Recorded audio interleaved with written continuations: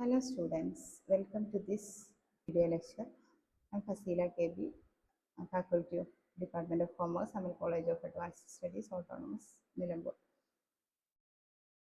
In our daily life, we use many services like buses, hospitals, hotels, etc. But have you ever thought how the cost of these services is calculated? In this session, we are going to learn about what is service costing, the main type of service costing, that is transportation costing. Okay, എന്താണ് service costing എന്നും service കോസ്റ്റിങ്ങിൻ്റെ main ആയിട്ടുള്ള area ആയിട്ടുള്ള transportation costing എന്താണെന്നുള്ള കാര്യമാണ് നമ്മൾ discuss ചെയ്യാൻ പോകുന്നത്. ഓക്കെ, അപ്പം before entering to transportation costing we have to know what is service costing. Service costing is a method of costing to find the cost of providing services. അതായത് ഒരു ബസ്സിൽ travel ചെയ്യുമ്പോൾ ബസ്സിലെ പാസഞ്ചേഴ്സിൻ്റെ വരുന്ന കോസ്റ്റ് എത്ര, ദെൻ ഹോട്ടലിലാണെങ്കിൽ, ദെൻ ഹോസ്പിറ്റലിലാണെങ്കിൽ, ഇങ്ങനെയുള്ള service provide ചെയ്യുന്ന പ്രൊവൈഡ് ചെയ്യുന്ന കോസ്റ്റ് എത്ര എന്ന് കാൽക്കുലേറ്റ് ചെയ്യാണ് ചെയ്യുന്നത്. Okay, it's a type of unit or output costing used by an organization that provides service instead of producing goods. Okay, എന്താണ് both methods are that is unit cost and service cost are equal because രണ്ടിലും നമ്മൾ കാൽക്കുലേറ്റ് ചെയ്യുന്നത് per unit cost of service ആണ്, അല്ലെങ്കിൽ per unit cost of product ആണെങ്കിൽ ഇവിടെ per unit cost of service ആണ്. ഓക്കെ, ഇപ്പോൾ service കോസ്റ്റിങ്ങിനെ also known as operating costing and function costing. Okay, then we are moving to our important area. പറയാം transport costing. വളരെ simple ആണെങ്കിലും university എക്സാംസിനെല്ലാം എപ്പോഴും ചോദിക്കാറുള്ള ഏരിയയാണ് transportation കോസ്റ്റിങ്ങും then transportation കോസ്റ്റിൻ്റെ ഡിവിഷനും ക്ലാസിഫിക്കേഷനും. അതുകൊണ്ട് തന്നെ transportation costing ഈ സിമ്പിൾ ഏരിയ പെട്ടെന്ന് ഡിസ്കസ് ചെയ്ത് പോവാം. Okay, transport costing is a method of costing to find the cost of operating vehicle. അല്ലെ, എന്താണ് ഒരു വെഹിക്കിൾ ഓപ്പറേറ്റ് ചെയ്യുമ്പോൾ ഉണ്ടാവുന്ന കോസ്റ്റ് കാൽക്കുലേറ്റ് ചെയ്യാനുള്ള ഒരു മെത്തേഡ് ഓഫ് കോസ്റ്റിംഗ് ആണ്. അതിൽ തന്നെ ഒബ്ജക്റ്റീവ്സ് ഓഫ് ട്രാൻസ്പോർട്ട് കോസ്റ്റിംഗ് പറയുകയാണെങ്കിൽ to find out cost per kilometre, per passenger kilometre, and to control transport cost, and to fix fare rate or freight rate, then compare with the previous cost to ensure proper use of vehicle. Unproductive ആയിട്ടുള്ള vehicle ഉണ്ടെങ്കിൽ അതിൻ്റെ proper use ensure ചെയ്യുക എന്നുള്ളതൊക്കെയാണ് ഇതിൻ്റെ objectives transportation cost. ഇനി transportation കോസ്റ്റിലേക്ക് നമ്മൾ വരുമ്പോൾ നമുക്ക് മെയിനായിട്ട് ഉള്ള ഒരു ഏരിയ ആണ് എന്താണ് പ്രൊസീജിയർ ഓഫ് ട്രാൻസ്പോർട്ടേഷൻ കോസ്റ്റ്. അപ്പോൾ പ്രൊസീജിയർ എന്ന് പറയാൻ കാരണം ഈ ഒരു 4 പ്രൊസീജിയർ ചെയ്താൽ ലാസ്റ്റ് വരുന്നതാണ് പ്രിപ്പറേഷൻ ഓഫ് കോസ്റ്റ് ഷീറ്റ്. ഈ കോസ്റ്റ് ഷീറ്റ് പ്രിപ്പയർ ചെയ്യുമ്പോഴാണ് കോസ്റ്റ് എത്ര ഒരു സർവീസസിന്, അല്ലെങ്കിൽ പെർ യൂണിറ്റ് കോസ്റ്റ് എത്ര, അല്ലെങ്കിൽ total cost of particular service calculate ചെയ്യുന്നത്. ഓക്കെ, അപ്പോൾ ഈ 4 പ്രൊസീജിയറിലൂടെ നമ്മൾ പോകുമ്പോൾ നമുക്ക് മനസ്സിലാകും എന്താണ് ഈ transportation costing. It's tell all about transportation costing. Okay, എന്താണ് first step? Collection of cost. നമുക്കറിയാം ഒരുപാട് കോസ്റ്റ് ഇൻകർ ചെയ്യുന്നുണ്ട് അല്ലേ. ഒരു വെഹിക്കിൾ റൺ ചെയ്യണമെങ്കിൽ, അല്ലെങ്കിൽ വെഹിക്കിൾ ഇങ്ങനെ ഫങ്ഷൻ ചെയ്ത് പോകണമെങ്കിൽ ഒരുപാട് കോസ്റ്റ് ഇൻകർ ചെയ്യുന്നുണ്ട്. ഈ കോസ്റ്റ് എല്ലാം ഒരു ട്രാൻസ്പോർട്ടേഷൻ കമ്പനി എൻ്റർ ചെയ്ത് വെക്കുന്ന ഒരു ലോഗ് ഷീറ്റ് ഉണ്ട്, ഡെയിലി ലോഗ് ബുക്ക് എന്നൊക്കെ പറയും. അപ്പോൾ ഓരോ വെഹിക്കിളിനും സെപ്പറേറ്റ് ലോഗ് ബുക്ക് അവർ കീപ്പ് ചെയ്യും. ആ സെപ്പറേറ്റ് ലോഗ് ബുക്കിൽ നിന്ന് നമുക്ക് എന്ത് കളക്ട് ചെയ്യാം? നമ്മുടെ കോസ്റ്റ് കളക്ട് ചെയ്യാം. ഏതൊക്കെ ടൈപ്പ് ഓഫ് കോസ്റ്റ് അവർക്ക് ഉണ്ടായിട്ടുണ്ട്, എത്ര ടൈപ്പ് ഓഫ് കോസ്റ്റ് ഉണ്ടെങ്കിൽ ഏതൊക്കെ കോസ്റ്റ് ഉണ്ടായിട്ടുണ്ട് കണക്ട് ചെയ്യാനുള്ള എവിടെ നിന്നാണ് നമ്മൾ കോസ്റ്റ് കളക്ട് ചെയ്യുക? ഡെയിലി ലോഗ് ബുക്കിൽ നിന്നാണ്. Okay, a daily logbook is maintained for every vehicle. It records information such as trips made, distance traveled, running time, mileage, fuel used, and capacity used, etc. Okay, ഇത് രണ്ടാമത്തെ പ്രൊസീജിയറാണ് classification of cost. ഈ classification വളരെ important ആയിട്ടുള്ള, എപ്പോഴും ചോദിക്കാറുള്ളതും എന്നാൽ വളരെ simple ആയിട്ടുള്ള കാര്യമാണ്. ഇപ്പോൾ ട്രാൻസ്പോർട്ടേഷൻ്റെ കേസിൽ നമുക്കറിയാം, എല്ലാ കേസിലും നമുക്കറിയാം ഫിക്സ്ഡ് ആൻഡ് വേരിയബിൾ കോസ്റ്റ് ഉണ്ട്.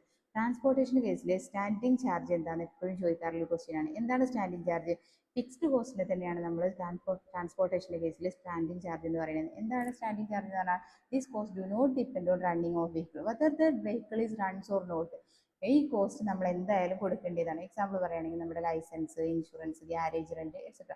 ഇത് ഒരു വെഹിക്കിൾ ഒരു വർഷം ഓടിയോ ഇല്ലേ എന്നൊരു ക്വസ്റ്റ്യൻ അവിടെ ഇല്ല. ഇൻഷുറൻസ് നമ്മൾ അടക്കണ്ടേ? ഓക്കെ, അപ്പോൾ അതെന്താണ്, ഫിക്സ്ഡ് ആൻഡ് സ്റ്റാൻഡിങ് ചാർജ് ആണ്. ഇത് രണ്ടാമത്തെ കോസ്റ്റ് ആണ്, കോസ്റ്റ് ക്ലാസിഫിക്കേഷൻ ആണ്.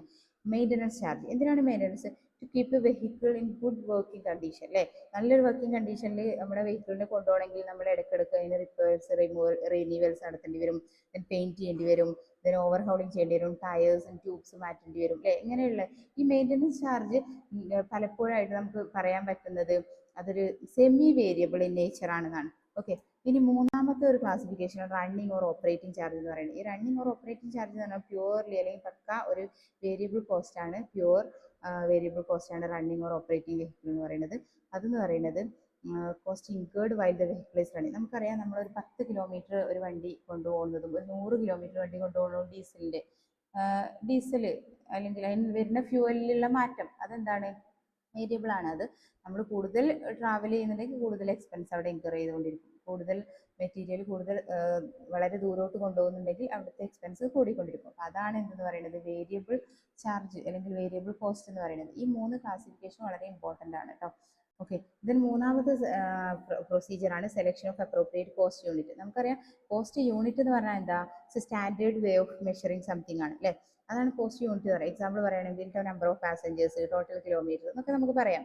ഈ അപ്രോപ്രിയേറ്റ് കോസ്റ്റ് യൂണിറ്റ് സെലക്ട് ചെയ്യുക എന്ന് പറയുന്നത് ട്രാൻസ്പോർട്ടേഷൻ കോസ്റ്റ് വളരെ ഇമ്പോർട്ടൻ്റ് ആയിട്ടുള്ള കാര്യമാണ്. 2 ടൈപ്പ് ഓഫ് കോസ്റ്റ് യൂണിറ്റാണ് നമുക്കുള്ളത്, simple cost unit and compound cost unit. Transportation കേസിൽ എപ്പോഴും യൂസ് ചെയ്യുന്നത് ഒരു കോമ്പൗണ്ട് കോസ്റ്റ് യൂണിറ്റ് അല്ലെങ്കിൽ കോമ്പോസിറ്റ് കോസ്റ്റ് യൂണിറ്റ് ആണ്. ഈ കോമ്പോസിറ്റ് കോസ്റ്റ് യൂണിറ്റ് കാൽക്കുലേറ്റ് ചെയ്യാനായിട്ട് 2 മെത്തേഡ് ഉണ്ട്.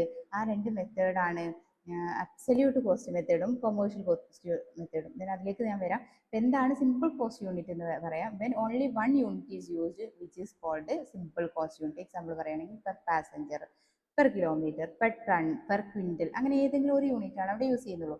ദെൻ ഇനി രണ്ടാമത്തെ എന്താണ്, കോമ്പോസിറ്റ് അല്ലെങ്കിൽ കോമ്പൗണ്ട് കോസ്റ്റ് യൂണിറ്റ് ആണ്. ഈ കോമ്പോസിറ്റ് or കോമ്പൗണ്ട് കോസ്റ്റ് യൂണിറ്റിൽ എന്താണ്, when 2 units are combined. Example പറയുകയാണെങ്കിൽ പെർ പാസഞ്ചർ കിലോമീറ്റർ, ഇപ്പോൾ total number of passengers plus kilometre, ഈ 2 യൂണിറ്റിനെ ഒരുമിച്ച് എടുക്കണം. അതുകൊണ്ടാണ് അത് കോമ്പോസിറ്റ് അല്ലെങ്കിൽ കോമ്പൗണ്ട് കോസ്റ്റ് യൂണിറ്റ് എന്ന് പറയുന്നത്. ഇനി കോമ്പോസിറ്റ് കോസ്റ്റ് യൂണിറ്റ് ആണ് ട്രാൻസ്പോർട്ടേഷൻ കോസ്റ്റിങ്ങിൽ ഏറ്റവും കൂടുതൽ യൂസ് ചെയ്യുന്നത് നമ്മൾ പറഞ്ഞു. അങ്ങനെയാണെങ്കിൽ കോമ്പോസിറ്റ് കോസ്റ്റ് യൂണിറ്റ് കാൽക്കുലേറ്റ് ചെയ്യാൻ 2 മെത്തേഡാണുള്ളത്. അത് അബ്സല്യൂട്ട് മെത്തേഡൊന്നും കൊമേഴ്ഷ്യൽ മെത്തേഡൊന്നും രണ്ടായിട്ട് കാറ്റഗറൈസ് ചെയ്യാം. അബ്സല്യൂട്ട് മെത്തേഡാണ് ഏറ്റവും കൂടുതൽ ആപ്ലിക്കബിൾ അല്ലെങ്കിൽ അക്യുറേറ്റ് ആയ റിസൾട്ട് തരുന്നത്. അതുകൊണ്ട് തന്നെ അക്സസിബിൾ ആയിട്ടുള്ള അല്ലെങ്കിൽ എപ്പോഴും യൂസ് ചെയ്യുന്നത് അബ്സല്യൂട്ട് മെത്തേഡാണെന്ന് ഓർത്തിരിക്കുക. ഓക്കെ, ഈ അബ്സല്യൂട്ട് മെത്തേഡ് ഓരോ ട്രിപ്പും സെപ്പറേറ്റ് ആയിട്ട് കാറ്റഗറൈസ് ചെയ്യും. ആ ട്രിപ്പിന്റെ ഡിസ്റ്റൻസും വെയിറ്റ് ക്യാരിയഡ്. ഇപ്പോൾ ഗുഡ്സ് ആണ് കൊണ്ടുപോകണമെങ്കിൽ distance into weight carried, then പാസഞ്ചേഴ്സിനെയാണ് കൊണ്ടുപോകണമെങ്കിൽ distance into number of passengers. ഇത് കാൽക്കുലേറ്റ് ചെയ്തു, distance into number of passengers അല്ലെങ്കിൽ distance into weight carried calculate ചെയ്ത ശേഷം അതിൻ്റെ ടോട്ടൽ ഓഫ് ഓൾ ട്രിപ്സ് എടുത്താൽ അബ്സല്യൂട്ട് 10 കിലോമീറ്റർ നമുക്ക് കിട്ടും. എന്താണ്, distance into weight carried, then total all trips and we will get absolute 10 kilometer. Then the second method is commercial method. Here trips are treated as a whole. ഇവിടെ എന്താ ചെയ്യുന്നത്, commercial 10 kilometre കാണാൻ വേണ്ടിയിട്ട് നമ്മൾ എന്ത് ചെയ്യും, total distance into average load. അതായത് ഇപ്പം സാധനങ്ങൾ ഗുഡ്സ് ആണ് കൊണ്ടുപോകണമെങ്കിൽ total distance into average load. ഓരോ ലോഡിലുള്ള ടോട്ടൽ ലോഡ് എടുത്തിട്ട് അതിന് ആവറേജ് കണ്ടിട്ട് ആ ആവറേജ് കൊണ്ടാണ് ഇവിടെ മൾട്ടിപ്ലൈ ചെയ്യുന്നത്. ഓരോ ട്രിപ്പിലെയും ഓരോ ലോഡ് സെപ്പറേറ്റ് അല്ല, ആവറേജ് വെച്ചിട്ടാണ്. ദെൻ കൊമേഴ്ഷ്യൽ പാസഞ്ചർ കിലോമീറ്റർ ഉണ്ട്. കൊമേഴ്ഷ്യൽ പാസഞ്ചർ കിലോമീറ്റർ ആണെങ്കിൽ ഇപ്പോൾ പാസഞ്ചേഴ്സിനെയാണ് നമ്മൾ കൊണ്ടുപോകണമെങ്കിൽ total distance into average number of passengers. ഒരു ട്രിപ്പിൽ 50 ആളാണെങ്കിൽ രണ്ടാമത്തെ ട്രിപ്പിൽ 100 ആൾ, അങ്ങനെയാണെങ്കിൽ 100 + 50 ഡിവൈഡഡ് ബൈ 2 നമ്മൾ ആവറേജ് കാണുന്ന ഫോർമുല യൂസ് ചെയ്തിട്ട് ടോട്ടൽ ഡിസ്റ്റൻസ് കൊണ്ട് മൾട്ടിപ്ലൈ ചെയ്താൽ നമുക്ക് കിട്ടുന്ന ടോട്ടലാണ് നമ്മുടെ എന്ത് കൊമേഴ്ഷ്യൽ 10 കിലോമീറ്റർ എന്ന് പറയുന്നത്, കൊമേഴ്ഷ്യൽ മെത്തേഡ് അല്ലെങ്കിൽ കൊമേഴ്ഷ്യൽ കോമ്പൗണ്ട് മെത്തേഡ് എന്ന് പറയുന്നത്. In practice the absolute method is more widely used. Okay, then നമുക്കിതൊരു സിമ്പിൾ എക്സാമ്പിളിലൂടെ നോക്കാം. എന്താണ് ഇവിടെ പറയുന്നുണ്ട്, transport company carries goods from Palakkad to Kozhikode. Palakkad to Kozhikode 70 kilometre, that is 4 tons ആണ്. Then Kunnamkulam to Kozhikode 2 tons ആണ്. Kozhikode to Palakkad no load. But അവിടേക്കുള്ള കിലോമീറ്റേഴ്സ് ഇവിടെ പറയുന്നുണ്ട്. എന്താണ്, Palakkad to Kunnamkulam 70 kilometre, Kunnamkulam to 60 kilometre, Kozhikode to Palakkad 110 kilometre. ഇതിൻ്റെ എല്ലാം അബ്സല്യൂട്ട് 10 കിലോമീറ്റർ കാണുകയാണെങ്കിൽ എങ്ങനെ, ദെൻ കൊമേഴ്ഷ്യൽ 10 കിലോമീറ്റർ കാണുകയാണെങ്കിൽ എങ്ങനെ, അബ്സല്യൂട്ട് 10 കിലോമീറ്റർ കാണുന്നത് നോക്കൂ. എന്താണ്, Palakkad to Kunnamkulam 70 kilometre 4 quintal അല്ലെങ്കിൽ 4 ടൺ ലോഡ് വെച്ചിട്ട് 70 into 4, that is 280. Then Kundankulam to Kozhikode 60 into 2, 2 ton 60 kilometer, that is 120.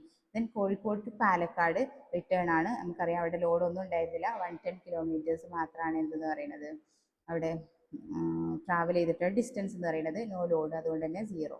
ഇതിൻ്റെ എല്ലാം the total of these 280 120 plus 0, അതാണ് ടോട്ടൽ അബ്സല്യൂട്ട് ടൺ കിലോമീറ്റർ എന്ന് പറയുന്നത്. ദെൻ ഇതിൻ്റെ കൊമേഴ്ഷ്യൽ 10 കിലോമീറ്ററിലേക്ക്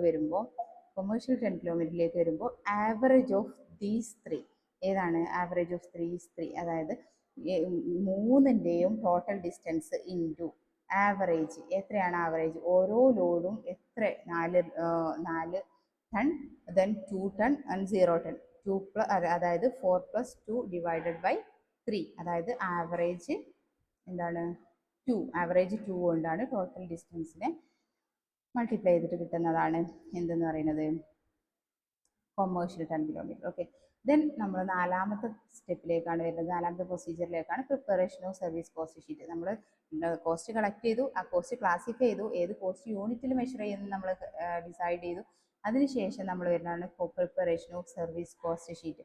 ഇവിടെ നമ്മൾ സാധാരണ ഒരു കോസ്റ്റ് ഷീറ്റ് പ്രിപ്പയർ ചെയ്യുമ്പോൾ തന്നെ particulars column, then amount, total column, per unit column.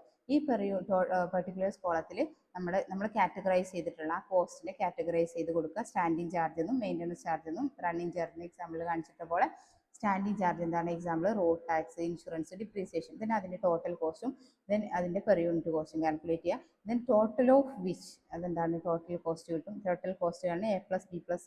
ഈ എ എന്ന് പറയുന്ന സ്റ്റാൻഡിങ് ചാർജിൻ്റെയും മെയിൻ്റനൻസ് ചാർജ് എന്ന സിൻ്റെയും ദെൻ റണ്ണിങ് ചാർജിൻ്റെയും കൂടി ടോട്ടലാണ് എന്തെന്ന് പറയുന്നത് ടോട്ടൽ കോസ്റ്റ്.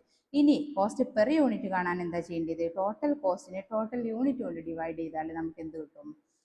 എത്രയാണ് കോസ്റ്റ് പെർ യൂണിറ്റ്? ഇപ്പോൾ കോസ്റ്റ് പെർ പാസഞ്ചർ കിലോമീറ്റർ എത്ര, കോസ്റ്റ് പെർ ടൺ കിലോമീറ്റർ എത്ര എന്നുള്ളത് കാൽക്കുലേറ്റ് ചെയ്യാൻ പറ്റും. ഇതാണ് ആ കോസ്റ്റ് ഷീറ്റിൻ്റെ ഒരു പെർഫോമ കൊടുത്തിട്ടുള്ളത് കേട്ടോ. ഓക്കെ, നമ്മൾ ഇന്നത്തെ ക്ലാസ്സിൽ പറഞ്ഞിട്ടുള്ളത് എന്താണ് ട്രാൻസ്പോർട്ടേഷൻ കോസ്റ്റിംഗ്, എന്താണ് സർവീസ് കോസ്റ്റിംഗ്. സർവീസിൻ്റെ ഏറ്റവും ഇമ്പോർട്ടൻ്റ് ആയിട്ടുള്ള ഒരു ടൈപ്പ് ഓഫ് കോസ്റ്റാണ് ട്രാൻസ്പോർട്ടേഷൻ കോസ്റ്റിംഗ്. ട്രാൻസ്പോർട്ടേഷൻ കോസ്റ്റിംഗിൽ തന്നെ വളരെ ഇമ്പോർട്ടൻ്റ് ആയിട്ടുള്ള ഒരു സെക്ഷനാണ് ക്ലാസിഫിക്കേഷൻ ഓഫ് കോസ്റ്റ്. 3ആയിട്ട് ക്ലാസിഫൈ ചെയ്യണം. ക്ലാസിഫൈ ചെയ്താൽ മാത്രം പോരാ. Then compound cost unit calculate ചെയ്യുന്ന ഡിഫറെൻറ്റ് മെത്തേഡ്, അബ്സല്യൂട്ട് മെത്തേഡും കൊമേഴ്ഷ്യൽ മെത്തേഡും എന്താണ്. ദെൻ അത് കാൽക്കുലേറ്റ് ചെയ്തതിന് ശേഷം ലാസ്റ്റ് നമ്മൾ കാൽക്കുലേറ്റ് ചെയ്താണ് സർവീസ് കോസ്റ്റ് ഷീറ്റ് പ്രിപ്പയർ ചെയ്തു. സർവീസ് കോസ്റ്റ് ഷീറ്റിൻ്റെ പെർഫോമ കണ്ടു. Okay, thank you.